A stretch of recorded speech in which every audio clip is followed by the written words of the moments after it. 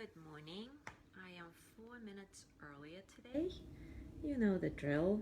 If you're watching in recording, you are welcome to stay through our hellos for the next 3-4 minutes or just fast forward. I'm gonna do a sound check first. Through our hellos for the next. It's working. Good morning, Alice.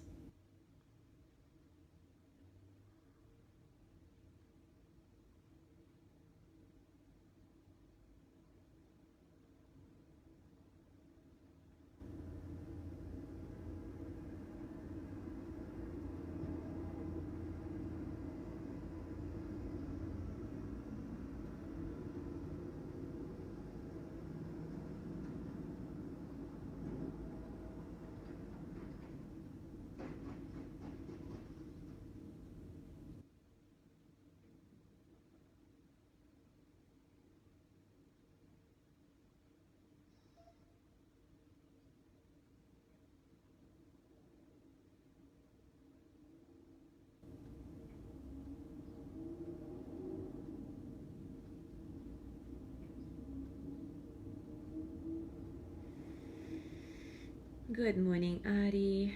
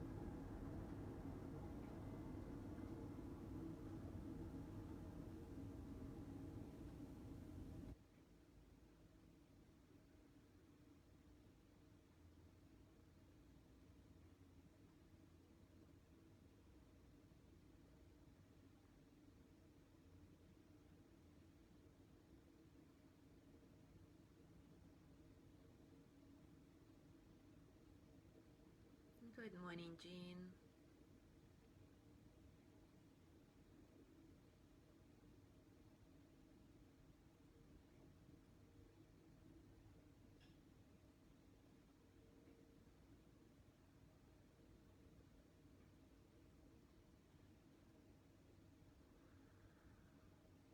Good morning, Judy.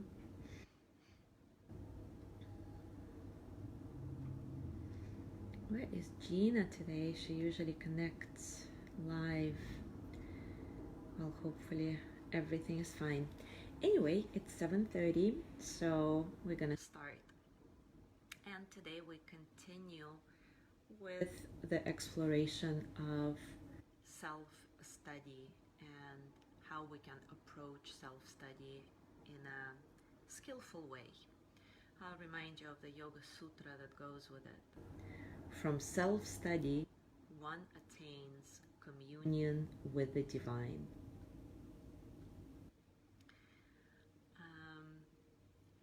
I think all of you have seen the image of the Buddha seated under the Bodhi tree. It's one of the most widespread symbols for the power of the mindful pause. When the Buddha to be, good morning Gina, resolved to take this mindful pause, he came fully face to face with the shadow side of human nature, shadow side of himself, represented as the god Mara. In Sanskrit, Mara, the word, means delusion, and that's the name of the god. And this delusion is like the trance-like or dream-like ignorance that entangles us in craving and fear and obscures our enlightened, godlike nature. traditional story of the enlightenment of the Buddha speak of Mara appearing to the Buddha when he was seated under the Bodhi tree in many forms. So Mara was taking a form of violent storms and tempting beautiful women, raging demons, massive armies. He was trying to sway Siddhartha, the prince who was later to become the Buddha that night. And so through all of this onslaught of Mara's different tactics, the Buddha sat unmoving, neither grasping after anything nor pushing away any experience, however tempting or frightful it was. And by paying this neutral, attention instead of reacting, he saw beyond the delusion of separate self that imprisons us in suffering, and this is how he became enlightened.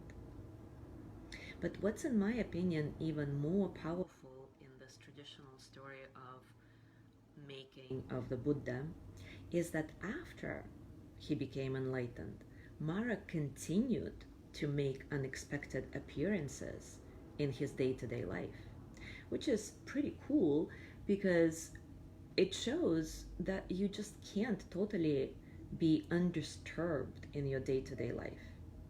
Things will continue to annoy you and upset you. You will continue getting scared and tempted even when you think you should know better.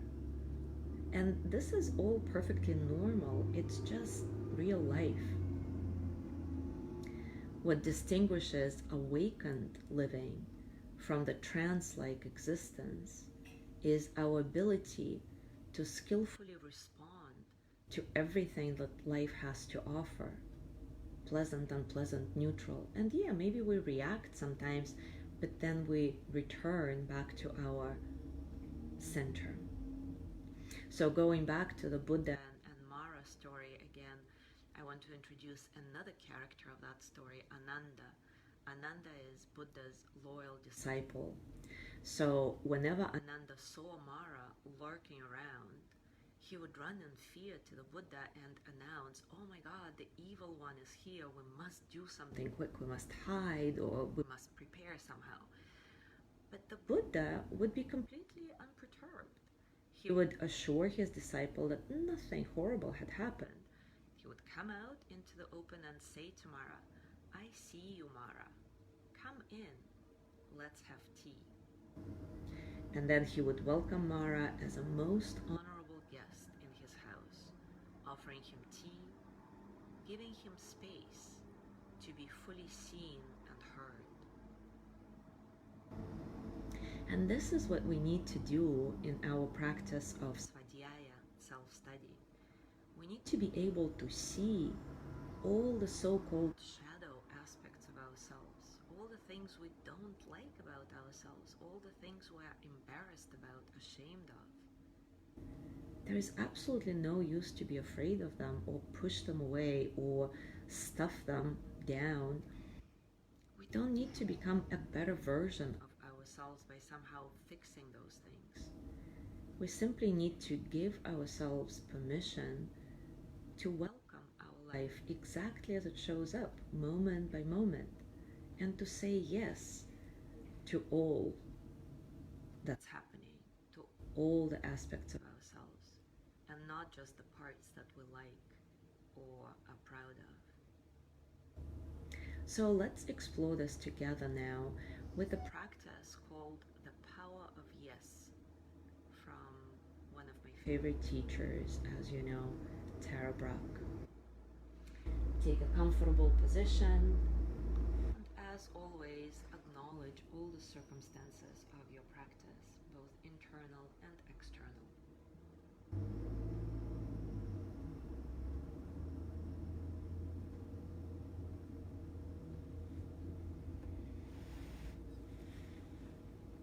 Inhabit this mindful pause with all your senses.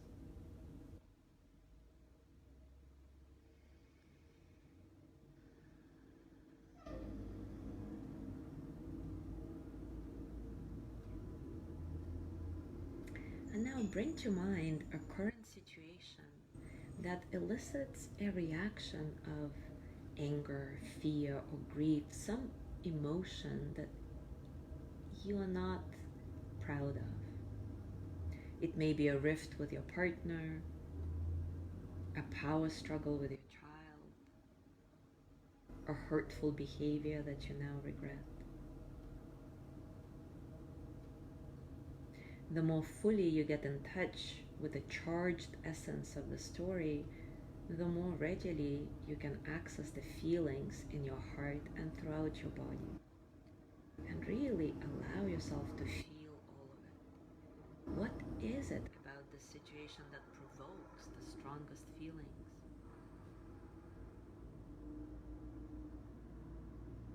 You might see a particular scene in your mind, hear words that were spoken, recognize a belief you hold about the situation that is limiting.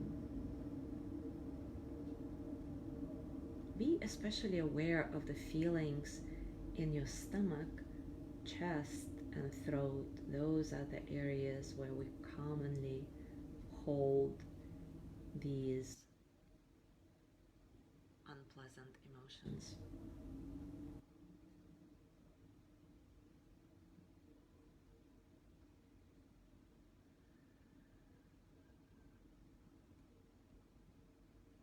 And now we're going to do a little experiment to see firsthand what happens when you resist any experience. So as you connect with the pain that you feel in the situation you have chosen, mentally direct a stream of no at the feeling. No to the unpleasantness of fear or anger or shame or grief, whatever it is that you're feeling. And let the word really carry the energy of no, rejecting, pushing away what you're experiencing. And as you say no, no, no, notice what this resistance feels like in your body. What happens to all of those painful feelings as you continue saying no? What happens in your heart? What happens in your belly, in your throat?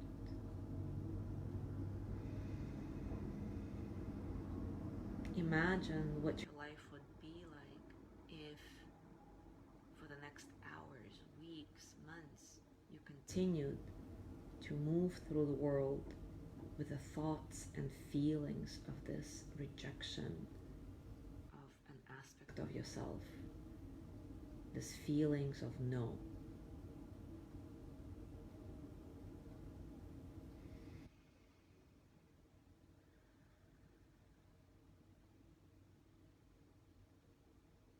And now let that go and take a few soft, effortless breaths. Allow your body to be washed over with this effortlessness of your breathing. Maybe you even open your eyes for a moment, shift your position a bit just to come out of this energy of the no. And now close your eyes again if you open them, and take a few moments to come back to that painful situation that you'd previously chosen, remembering the same images, words, beliefs, and feelings you're connected with. But this time, direct a stream of the word yes at your experience. Agree, accept this experience with yes. Let the feelings that you feel just float in this environment of yes. Even if there are some waves of no and fear or anger arise, that's okay. Let these natural reactions be received in the larger field of yes. Yes to the pain. Yes to the parts of you that want the pain to go away. yes to all the thoughts and feelings that arise.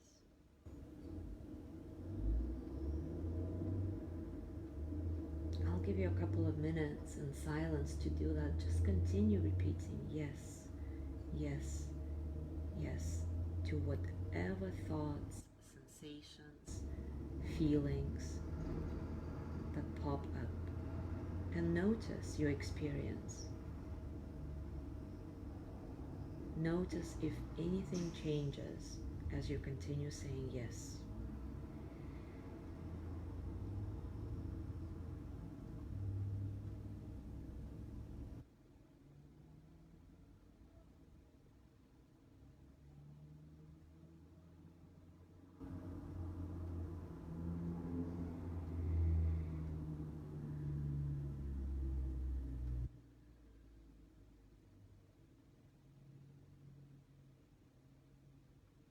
What happens in your heart as you continue saying yes?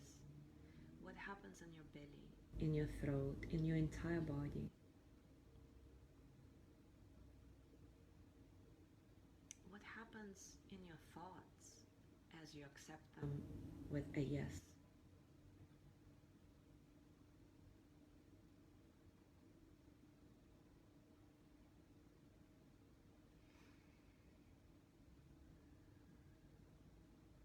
Imagine what your life would be like in the hours, weeks, and months to come if you could bring the spirit of yes to all the inevitable challenges and sorrows of life. If you could invite your Mara to have tea with you, to be fully seen, heard, understood.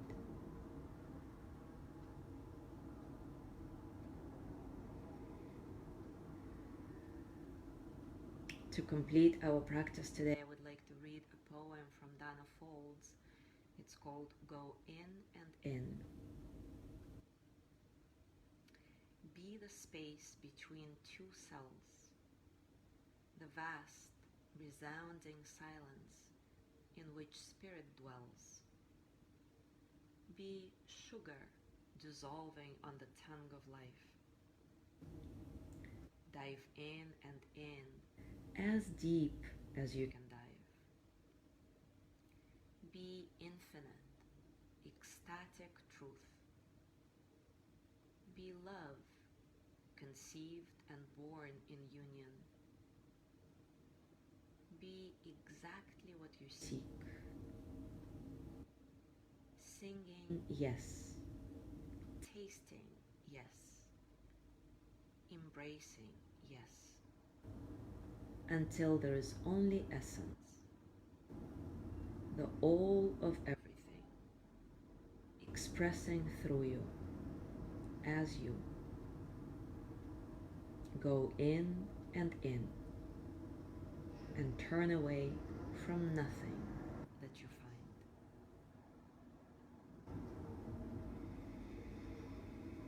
As you go through your day today, perhaps you can let your intention be to say a gentle yes to whatever sensations, emotions, sounds, or images come into your awareness field. Resolve to not be afraid of your shadow self, of your Mara, but rather to see your delusions and to invite your Mara to have tea with you. Have a wonderful day. Thank you so much for being here. I'll see you tomorrow.